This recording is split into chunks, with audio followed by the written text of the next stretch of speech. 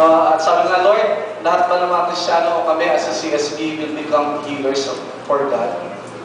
Pwede po. No?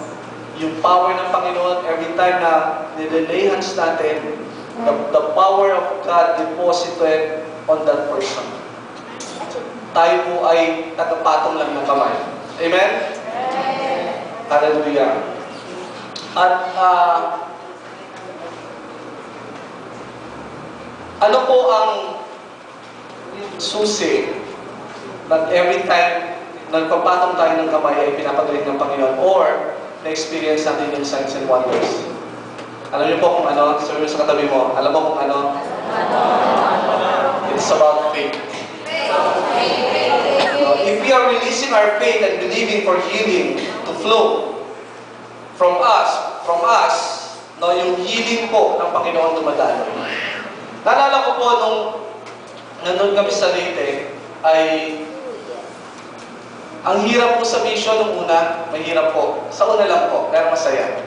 So, naikwento ko na po yun na nung unang bugso ng mission, talagang wala kami kilala, walang kamag-anak, at ang hirap, no, kumakain kami ng, minsan lang naman yun, mga 2 days kami nagutom. No, pero after nun, bless kami ng Panginoon. Pero, nung time na yun, umiyak po ako noon gabi-gabi. Tapos sabi ni Pastor Oswald, Pastor, nakaka-bless ka, basag na basag ka kay Lord.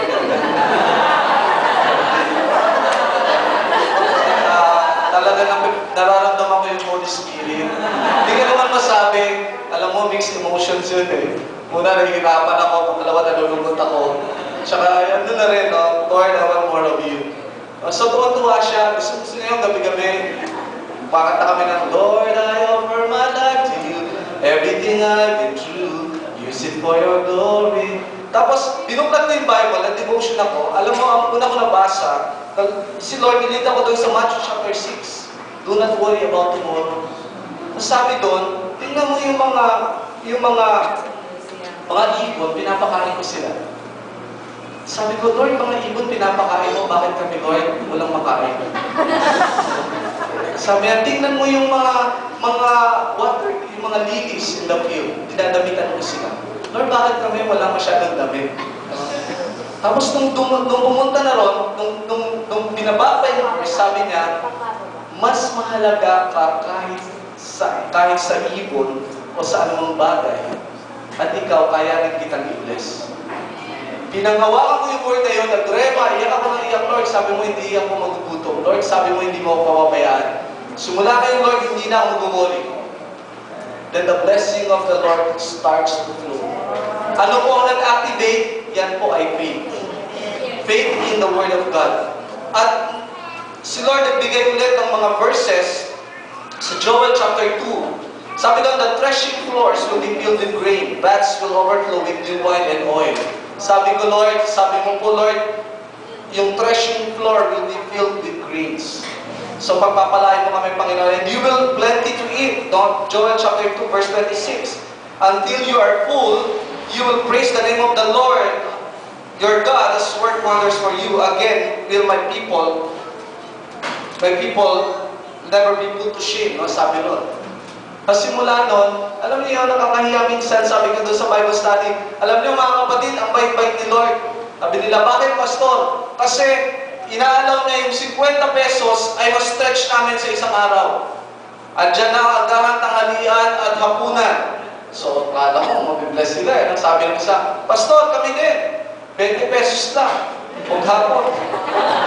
Sabi ko, Lord, pinagpala ko pa rin pala kayo.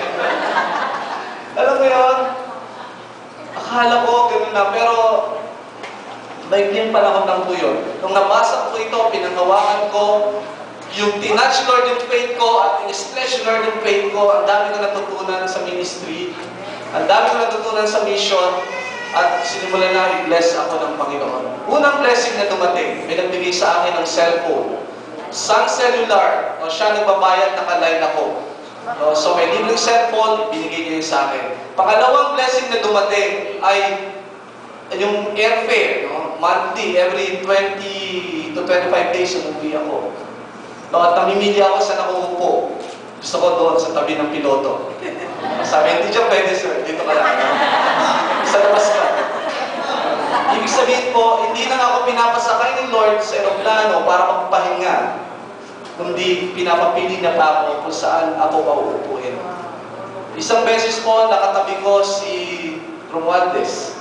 Isang beses katabi ko yung isang senador. Sabi ko, wow, Lord, special pala ako. No? Mga tabi ko, mga big time, galing ng Tacloban. Amen?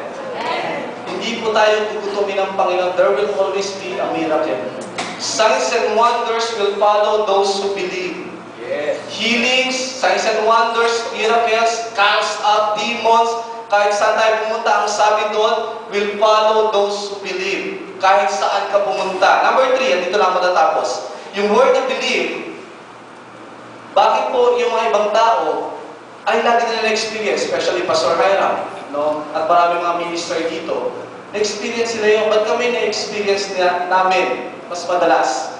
Sasagutin natin yan. The question is found in Jesus' word. In Mark chapter 16, verse 17, He said, "And these signs shall follow them that believe." No? The text used with this Greek word, the verse would be better translated, "These signs shall follow them that are constantly believing." So yung signs and wonders and miracles, even healing, ma-experience mo yan, depende sa gusto mo. No? Ang sabi diyan, that are constantly believing. Lord, gusto ko hindi lang sa church. Gusto ko, Lord, pagsakay ko ng taxi, meron din signs and wonders and healings. Gusto ko, Lord, pagdating ko sa school, patungan ko ng kamay, yung teacher ko, babae. No? Patungan ko ng kamay, yung mga may sakit, gagaling. Amen ba? Amen. Ang sabi diyan, "This sign shall follow them that are constantly believing." So, depende sa atin kung hanggang saan natin pangahawakan ang salita ng Diyos. At doon lang natin siya mararanasan. In other words, this sign don't come out automatically just because yung isang tao ay nakilala sa Panginoon. Hindi laging gano'n. These signs follow those who are constantly believing for them to occur. So, nasa iyo yun. Nasa atin yun, Lord, by faith, araw-araw mararanasan ko. Totoo po, kahit saan, minsan nagmumotor ako sa Leyte, at sabi ko, Lord, covered ako ng blood ninyo, walang mangyayari sa akin, kaya hindi pa ako takot. Hindi ako takot sumakay ng aeroplano. No, bakit? Kasi alam ko hindi magka-crash yun. Totoo po. Because we are God's children, iniingatan niya tayo. Sabi ko, sige Lord, sabi ko, alam ko pag sumakay ako ng Cebu Pacific, hindi yan magka-crash. Kasi si Lord may mission pa para sa akin.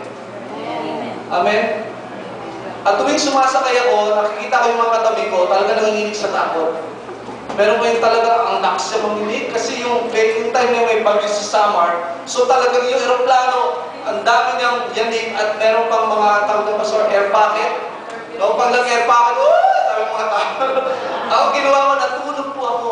Bakit? Sabi ko, signs and wonders will follow those who believe. So hindi iingatan ako ng Panginoon. At minsan, nagmumotor ako, nakasalubong ko yung truck, nasa kasahan ay malaking bato, ang laking punong bato.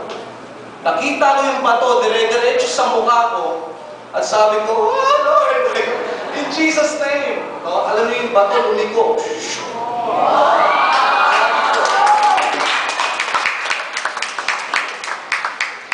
Kaya po, pagka sabi na, oh, pastor, kasakay ka na naman yung aeroplano, hindi ako natatakot kasi ingatan ako ng Panginoon. Amen? Kasama ko siya. Hallelujah.